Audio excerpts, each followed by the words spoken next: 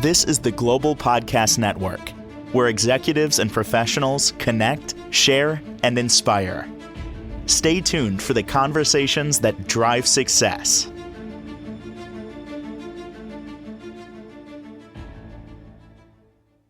Welcome back, everybody.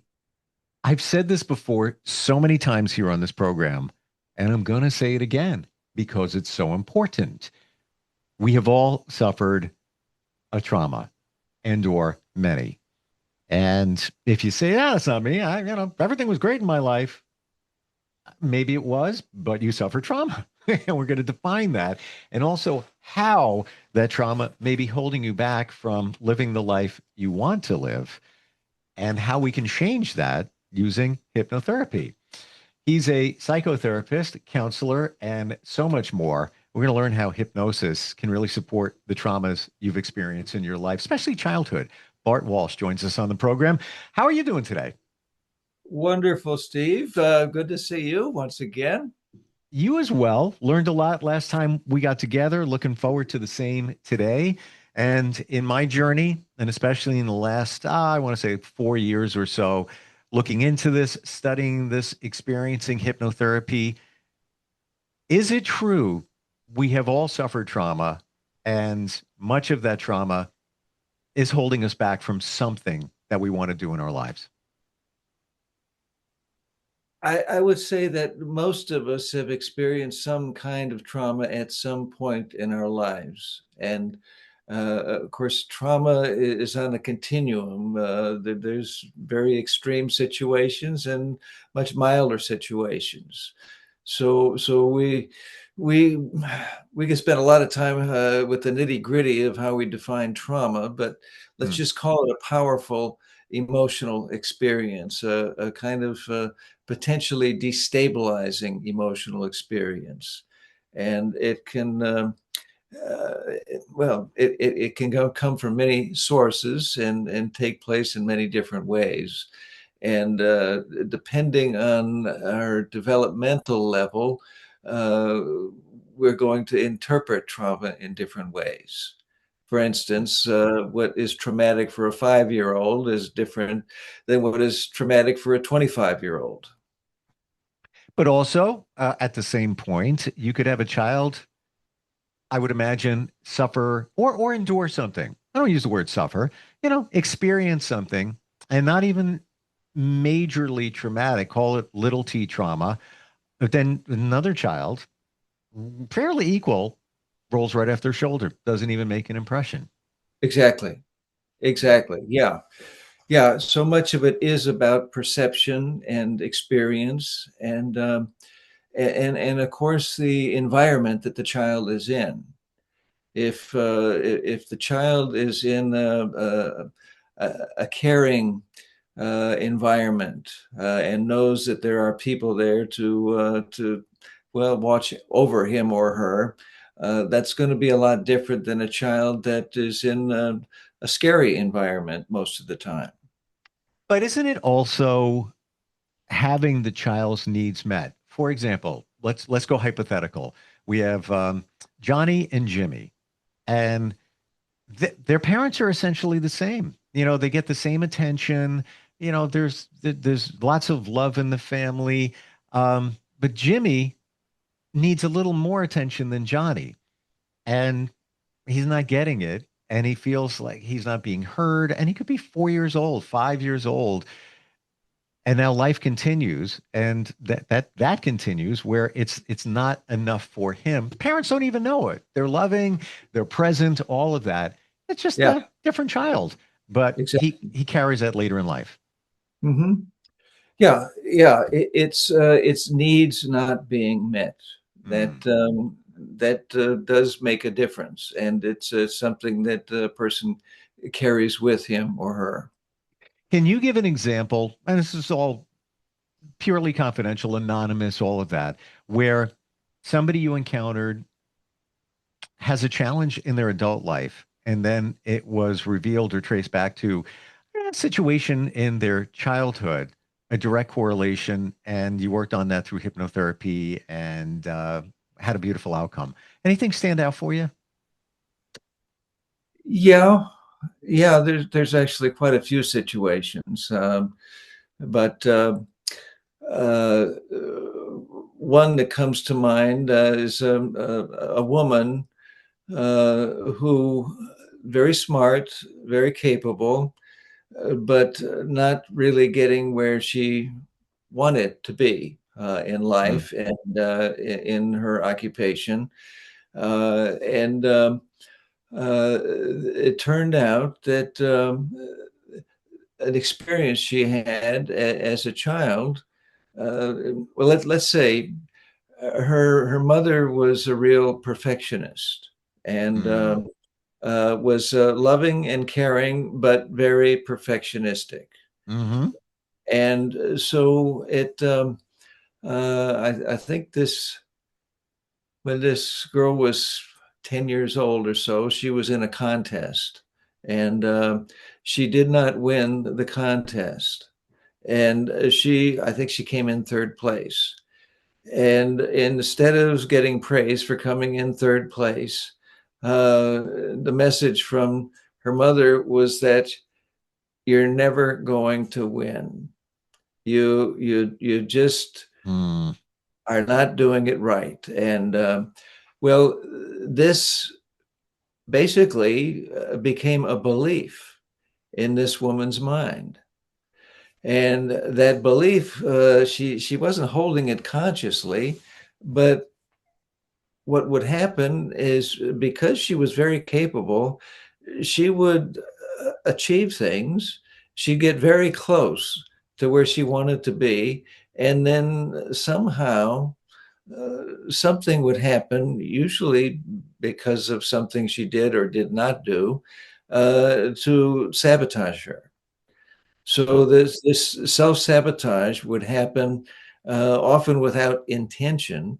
It just events would culminate, and so she wouldn't get where she wanted to be, and it was Mm. always getting this close, but not getting there with everything she did.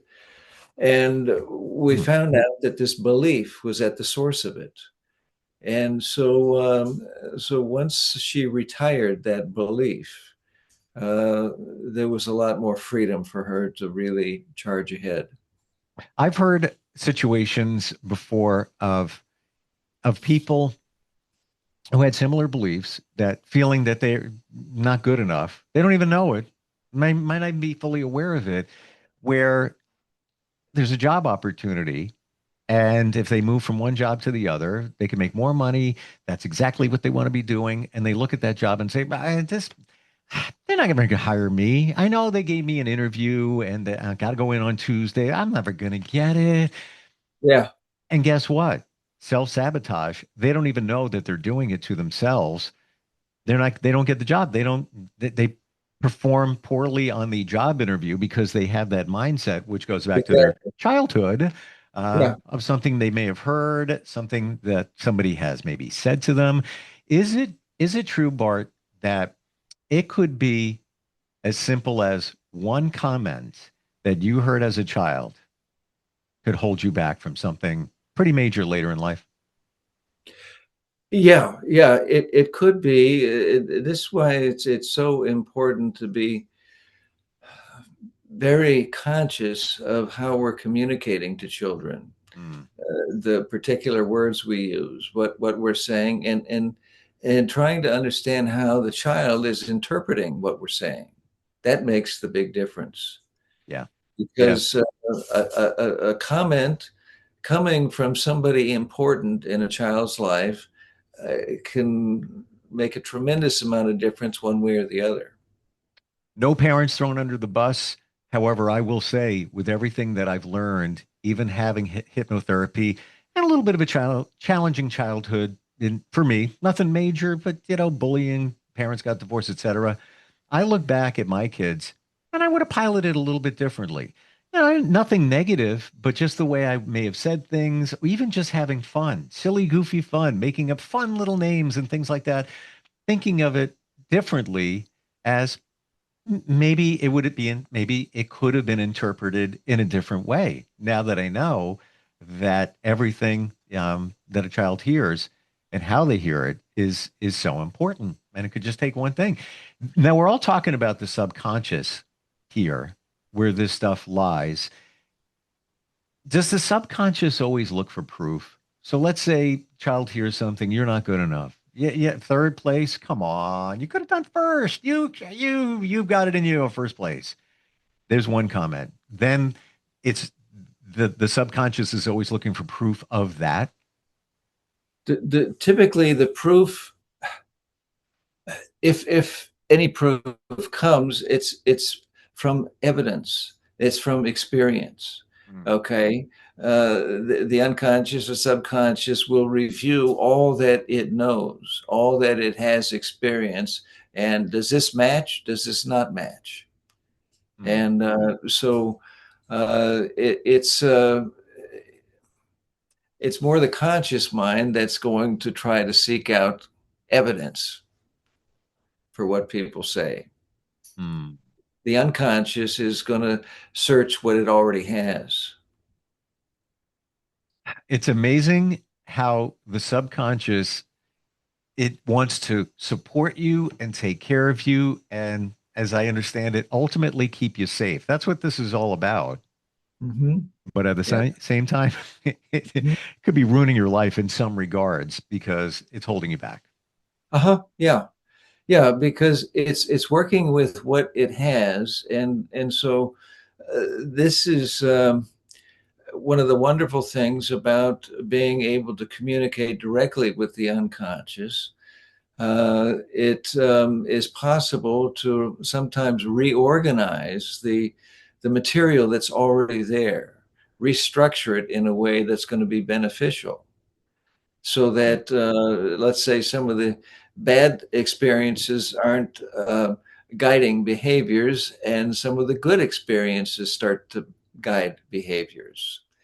And also finding beliefs that are quite limiting or restricting, or as we were talking about, self-sabotaging, and putting those beliefs somewhere else It's that can make amazing a difference. those things that parents say. I have a friend who, single mom, just charity work, connects people, wonderful, doesn't make a lot of money at her job, and really has this belief that she can't do better. And I have a feeling, based on what she said, that it partly comes from her parents. And what parent hasn't said, hey, come on, money doesn't grow on trees. You gotta be careful. Watch what you're spending there. What? Hey, whoa, hold on. And then her ex used to have a thing about money. And I believe all of that is within her mind. And whether she knows it or not, I don't think she does, that's holding her back from getting what she deserves. Uh, just a little, and again, could be another child that heard money doesn't grow on trees. Doesn't even matter. Some people it will, and Yeah. ultimately hold them back. Oh, yeah. Yeah. Mm. Yeah, it does happen. Wow. Bart, for you personally, what's it like when you work with somebody using hypnotherapy and you have that connection?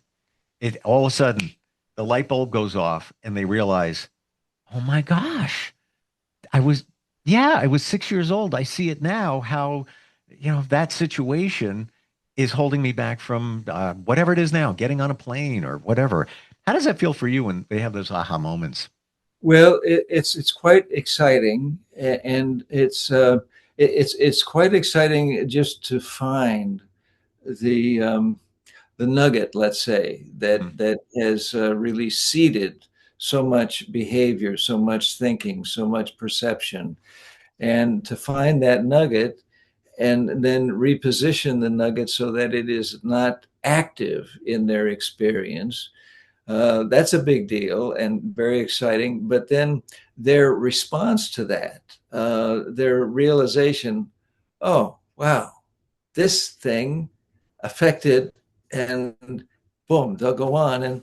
And sometimes we'll very intentionally start back from that time where that nugget developed, and move forward unconsciously through their life to the present, to so they can witness all the choices that were made and all the different ways that that nugget affected them, so that they can understand how different things can be in the present, how they can make different choices in the present, have different experiences in the present, how they can perceive themselves differently in the present. It's really exciting for me. How about somebody who has an aversion to hypnotherapy?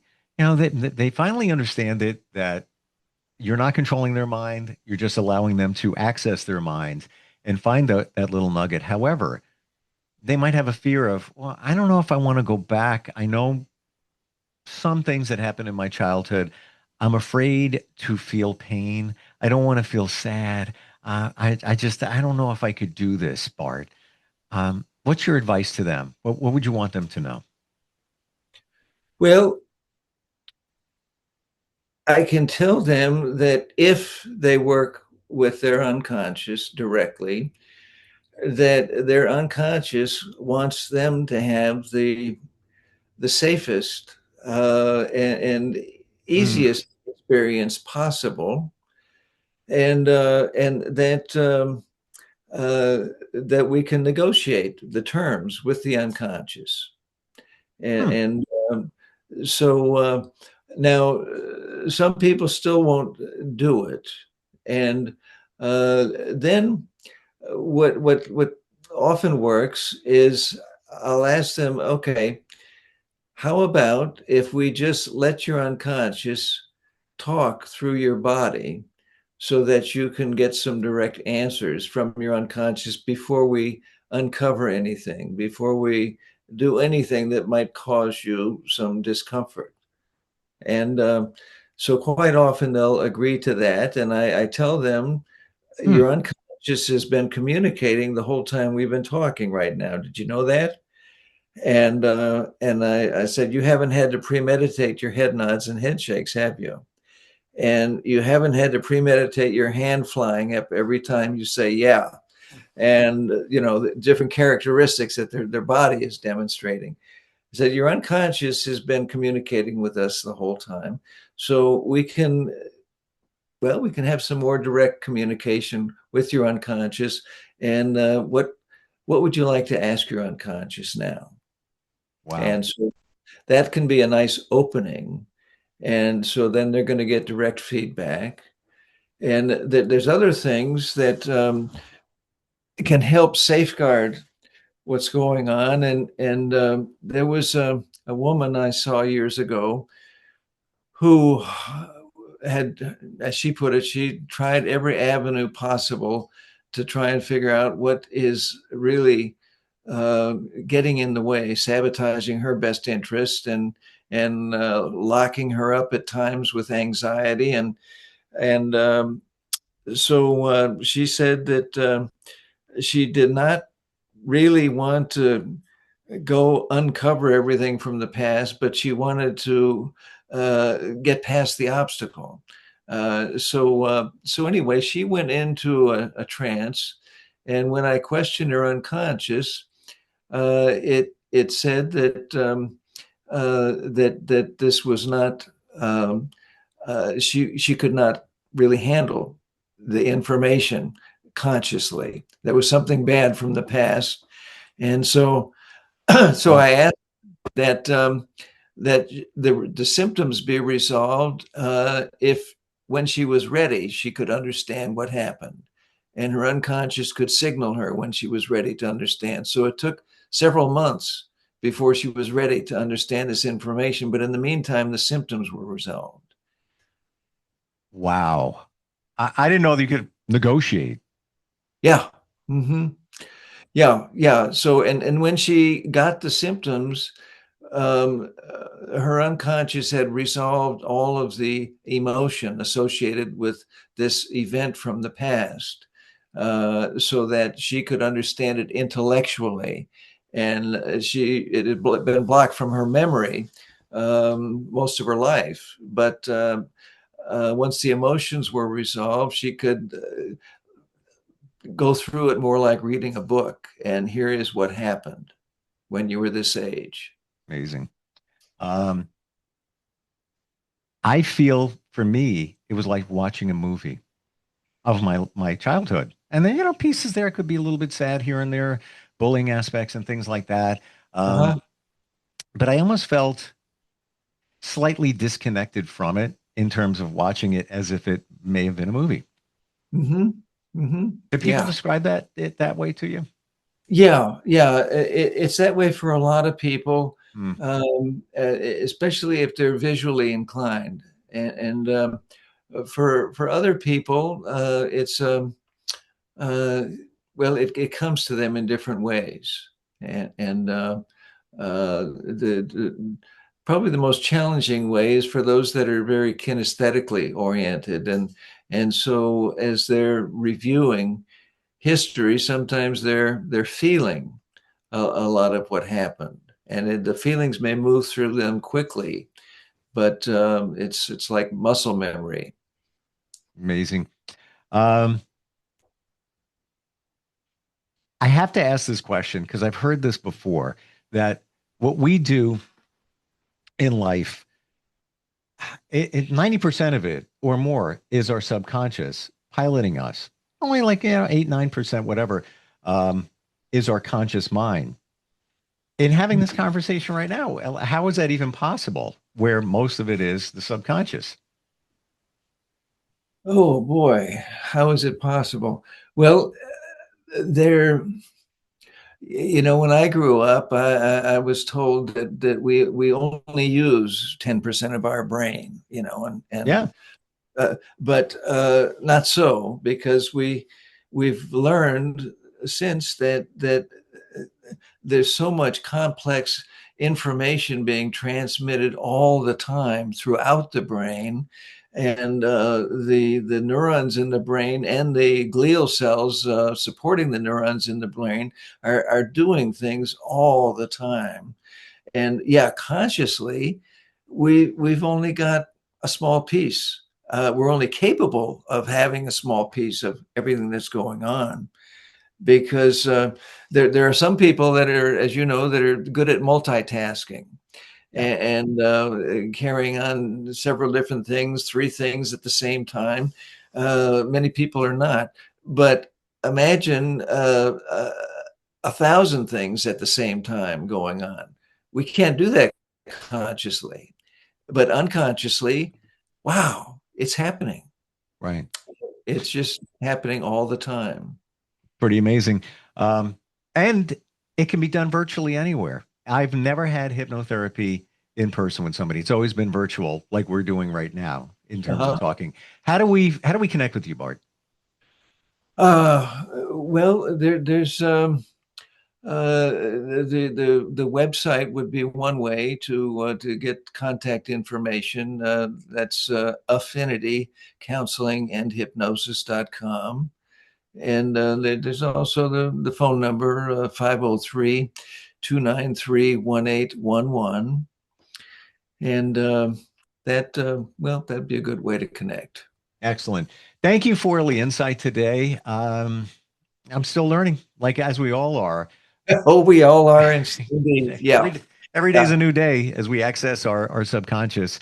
But it's for many of us, it's holding us back. So make that change. Check out the website, Affinity Counseling and Hypnosis.com. I have that correct? Yeah, that's right. That's Excellent. right. Bart, thank you so much for being here today. Looking forward next time we talk. Great talking with you, Steve. Likewise. We'll be right back. This is the Global Podcast Network, where executives and professionals connect, share, and inspire.